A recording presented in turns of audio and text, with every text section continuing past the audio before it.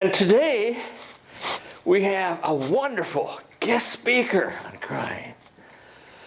And he's going to sob his way all the way up here. Luke Saures.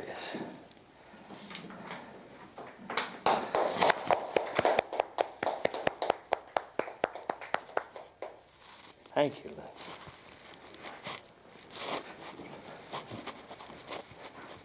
Thank you, Roland, for that gracious introduction. Today I'd like to tell you a little story about my experience when I was very little. And now that I'm getting older, I think I'm qualified to tell old men's stories. But on this day, I was maybe 6 or 7. And this was a day that I cried and cried and cried. My mission that day was to walk from my grandmother's house to my elementary school in the morning. Now this is about 12 blocks, and it was a straight shot. I'm the oldest of the grandkids, so I was always a little bit more protected because I was the first. And so when you're the first, they kind of look at you different. If you're the 3rd, 4th, 5th, 20th, forget about it. Being the first, I was under the radar all the time.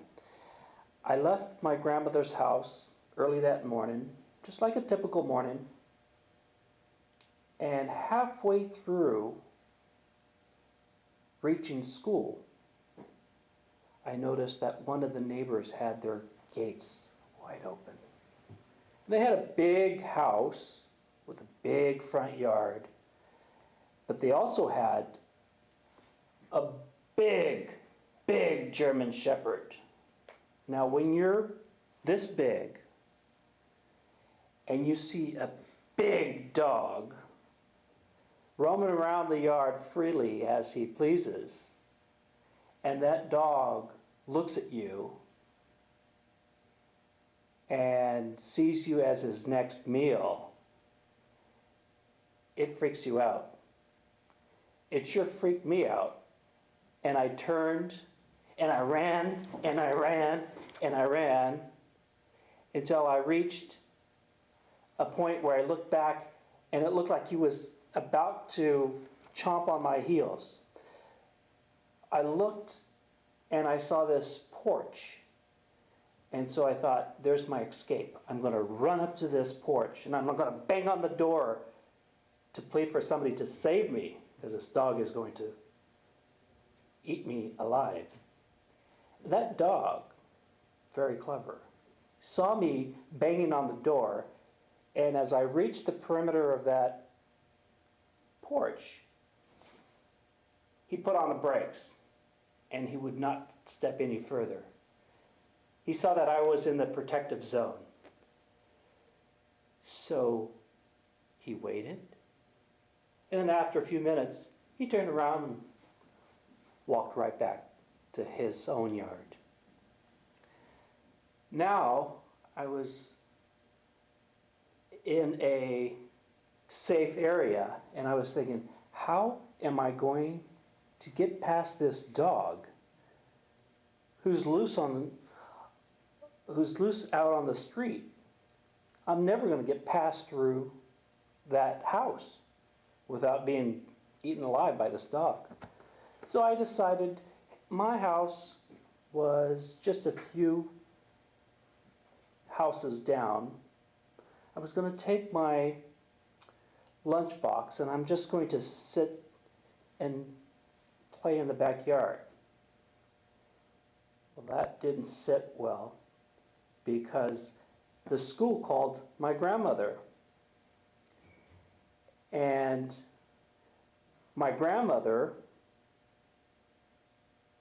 being protective of her oldest grandson, was on a mission to find out what happened. And she came and she looked all over the area. She went to my house and she looked under a pail that was flipped over and saw my lunchbox. Then she started patrolling the yard and finally she found me. Well, she wasn't very pleased. And she's never hit me before, but that day she was like on me until I learned my lesson. Never cut school. And that day I cried. First I cried because the dog was going to eat me alive. Then I cried because I got a well-deserved spanking. But then I cried because I didn't want to upset my grandmother. And then I cried because my parents found out about it and I got more punishment.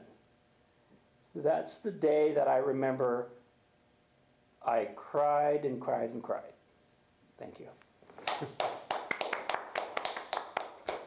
Thank you. Normally, we have over at Mentor, we have, see that microphone there? We have one just like that. And we're on the air. And our connection's in Mississippi. So we're talking at 2, but in Mississippi it's 5. So our thing is at 5 to 6 in the Eastern time. Our show is. So we're talking on this radio. We'll stand up here in front of the green screen and tell our stories. And what I will do then is I will take the green screen story and I will bring it back. And then I will put a scenery behind it. Have you everyone understand green screens now? I sort of explained it before.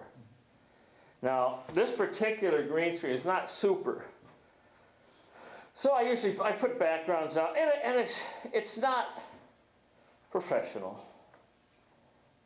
But it's okay. I mean, the scenes sometimes come out absolutely wonderful. And I have fun with my little gadgets and my computer, and I'll put like a waterfall scene behind someone, or like I took a whole bunch of pictures at Niles Creek where they had a bunch of ducks on the water. And I took that and I put myself and Jeff with those backgrounds. I think Laura. But I'll take other scenes that I do.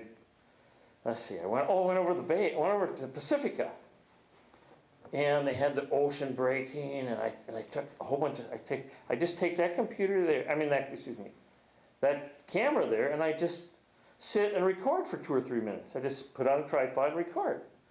And that gives your background stuff. And so the ocean breaking in back of you. And you can even put a little ocean sound in there. And so you don't sound like you're talking at Toastmasters. Or in a little room, you look like you're talking with the world behind you. So it's really wonderful on Old Men Stories. And any of you, I'm always looking for another story. Luke, you told a wonderful one. I'll see how it comes out in the audio, but we'll try to get that. Right. Thank you.